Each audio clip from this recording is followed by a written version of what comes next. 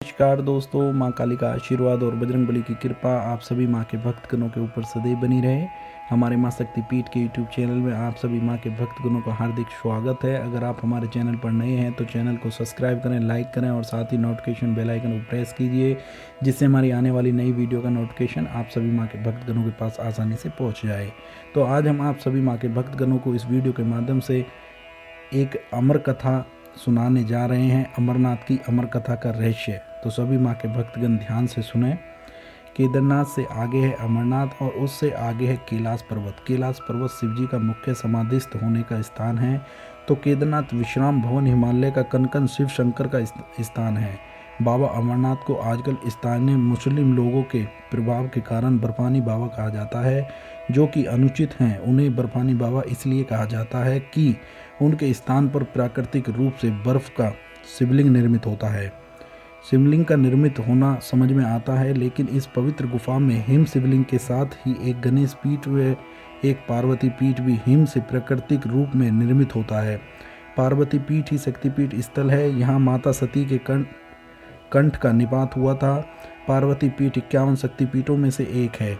यहाँ माता के अंग तथा अंगभूषण की पूजा होती है। ऐसे बहुत से तीर्थ हैं जहाँ प्राचीन काल में सिर्फ साधु संत ही जाते थे और वहाँ जाकर वे तपस्या करते थे, लेकिन आजकल यात्रा सुविधाएं सुगम होने के चलते व्यक्ति कैलाश पर्वत और मानसरोवर भी जाने लगा है। ये वे स्थान हैं जो हिंदुओं के लिए सबसे महत्वपूर्ण हैं।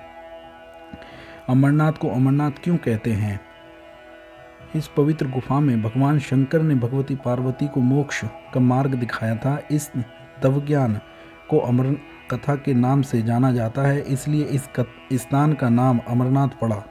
यह कथा भगवती पार्वती तथा भगवान शंकर के बीच हुआ संवाद है। यह उसी तरह है जिस तरह कृष्ण और अर्जुन के बीच संवाद हुआ था। सती ने दूसरा जन्म हिमालय राज के यहाँ पार्वती के रूप में लिया। पहले जन्म में वे दक्ष की पुत्री थी तथा दूसरे जन्म में वे दुर्गा बनी। एक बार पार्वती जी ने शंकर जी से पूछा, मुझे इस बात का बड़ा आश्चर्य है कि आपके गले में नरमुंड माला क्यों है? भगवान शंकर ने बताया, पार्वती जितनी बार तुम्हारा जन्म हुआ है उतने ही मुंड मैंने धारण किए हैं। पार्वती बोली, मेरा शरीर नाशवान है, मृत्यु को प्राप्त होता है, परंतु आप अमर हैं, इसका कारण बताने का कष्ट करें। मैं भी अजर अमर होना चाहती हूँ। भगवान शंकर ने कहा, यह सब अमर कथा के कारण है।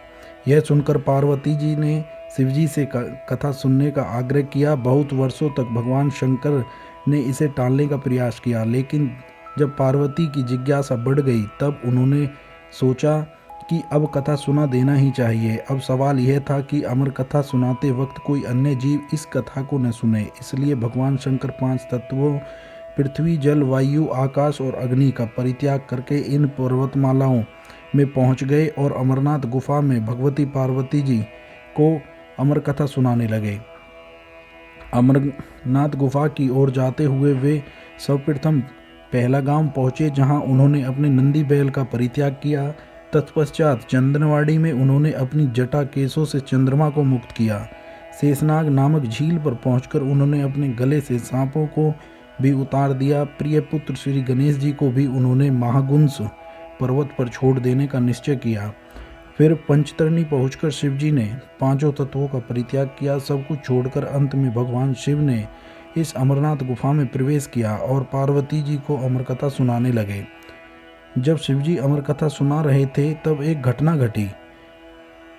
जब भगवान शंकर इस अमृत ज्ञान को भगवती पार्वती को सुना रहे थे तो वहाँ एक सुख हरा कंठ फोड़वा या हरी कंठी वाला तोता का बच्चा भी यह ज्ञान सुन रहा था। पार्वती कथा सुनने के बीच बीच में हुंकारा भरती थी। पार्वती जी को कथा सुनते सुनते नींद आ गई और उनकी जगह वहाँ बैठे एक सुक ने हुंकारी भरना प्रारंभ कर दिया। जब भगवान शिव को यह बात ज्ञात हुई तब वे सुक को मारने के लिए दौड़े और उसके पीछे अपना त्रिशूल छोड़ा। सुक जान बचाने के लिए तीनों लोकों में भागता रहा। भागते भागते वह व्यास जी के आश्रम में आया और सूक्ष्म रूप बनाकर उनकी पत्नी वटिका के मुख में घुस गया। वह उनके गर्भ में रह गया। ऐसा कहा जाता है कि ये 12 वर्ष तक गर्भ के बाहर ही नहीं निकले। जब भगवान श्री कृष्ण ने स्वयं आकर इन्हें आश्वासन दिया कि बाहर निकलने पर तुम्हारे ऊपर माया का प्रभाव नहीं पड़ेगा। तभी ये गर्भ से बाहर निकले और व्यास जी के पुत्र कहलाए। गर्भ में ही इन्हें वेद, उपनिषद, दर्शन और पुराण आदि का सम्यक ज्ञान हो गया। जन्मते ही श्री कृष्ण और अपने माता पिता को प्राण करके इन्होंने तपस्या के लिए जंगल की राह ली। यही जगत में सुखदेव मुनि के नाम से प्रसिद्ध हुए।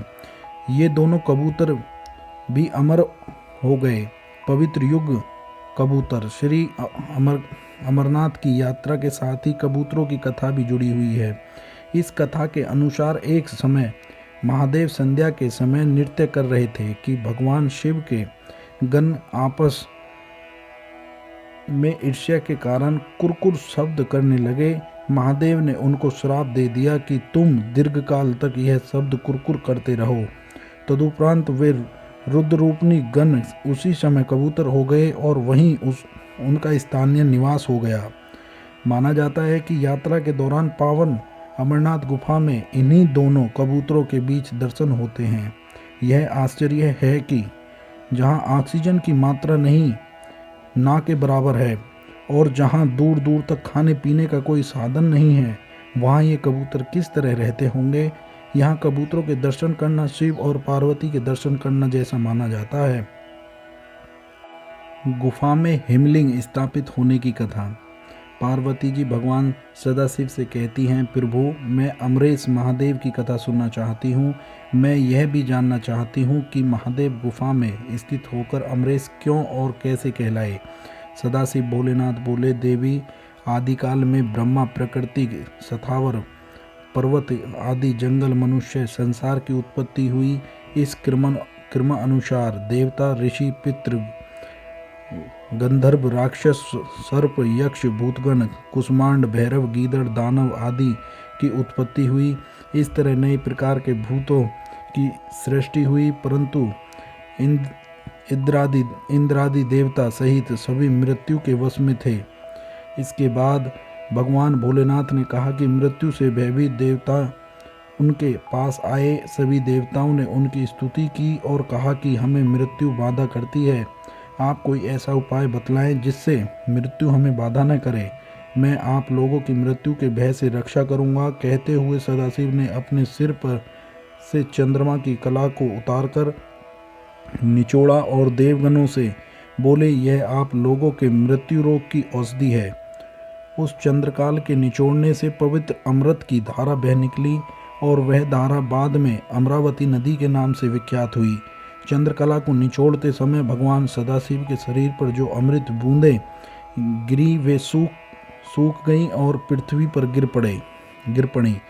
पावन गुफा में जो भस्म है वे इसी अमृत बिंदु के कण हैं जो पृथ्वी पर गिरे थे। सदाशिव भगवान देवताओं पर प्रेम न्यौछावर करते समय स्वयं द्रवीभूत हो गए। देवगण सदाशिव को जल स्वरूप देखकर उनकी स्तुति में लीन हो गए और बारंबार नमस्कार करने लगे। भोलेनाथ ने देवताओं से कहा, हे देवताओं, तुमने मेरा बर्फ का लिंग शरीर इस गुफा में देखा है। इस कारण मेरी कृपा से आप लोगों को मृत्यु का भय नहीं रहेगा। अब तुम यहीं पर अमर होकर शिव रूप को प्राप्त हो जाओ। आज से मेरा यह अनादि लिंग शरीर तीनों लोकों में अमरेश के नाम से विख्यात होगा। देवताओं को ऐसा वर देकर सदाशिव उस दिन से लीन होकर गुफा में रहने लगे। भगवान सदाशिव ने अमृत रूप सोमकला को धारण कर देवताओं की मृत्यु का नाश किया। तभी से उनका नाम अमरेश्वर प्रसिद्ध हुआ। तो सभी माँ के भक्तगण इस अमर कथा को अच्छे से सुने। तो आज की वीडियो में इतना ही। नेक्स्ट वीडियो में जल्द मुलाकात होगी सभी माँ के भक्तगणों से। तब तक के लिए नमस्कार। जय माँ काली, जय बजरंगबली।